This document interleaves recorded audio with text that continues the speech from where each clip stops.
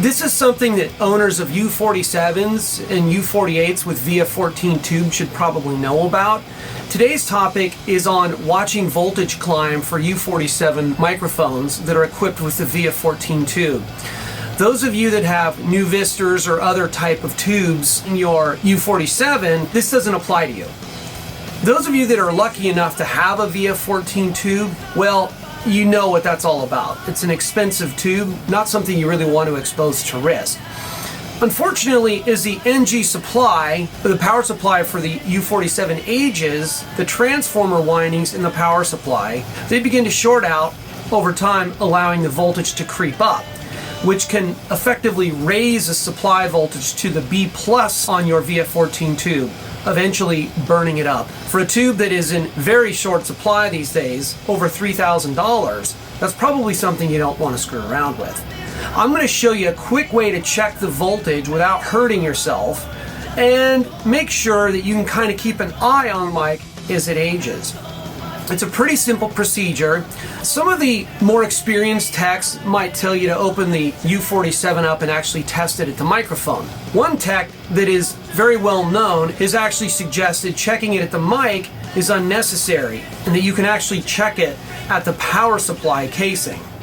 Anyway, we're going to go ahead and kind of dig into how this procedure works, and I'll cover a very quick and easy way to check and make sure that your tube is where it's supposed to be voltage-wise. Okay, so the first step, after you open up the hood and remove the screws that hold your NG supply together, you're going to pull the lid off here.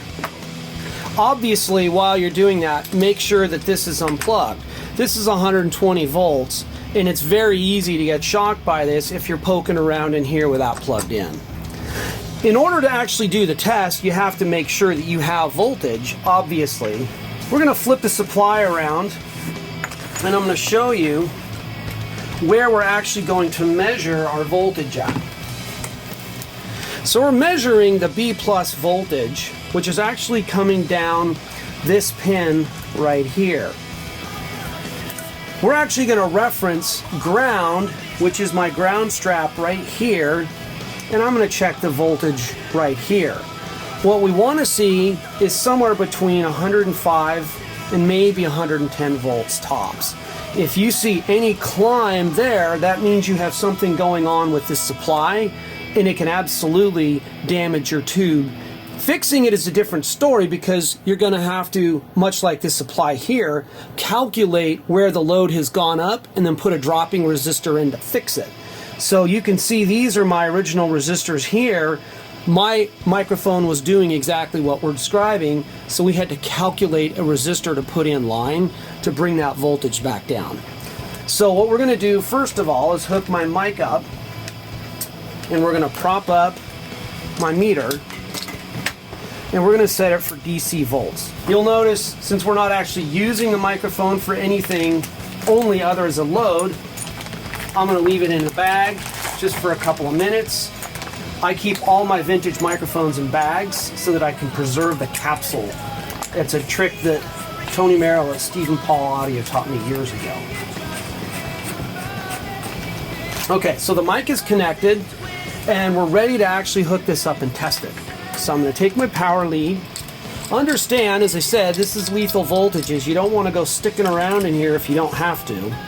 We're going to apply power to the unit, turn on the power switch. You can see my bulb is illuminated. So again, I'm going to ground my test probe here against the chassis ground, and then I'm going to measure the tip right here.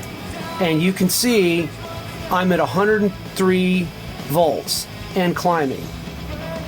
So it should, once it gets completely warmed up, stop around 105. Now, one thing you have to keep in mind in this test here is the voltage here is relative to the voltage coming out of the wall.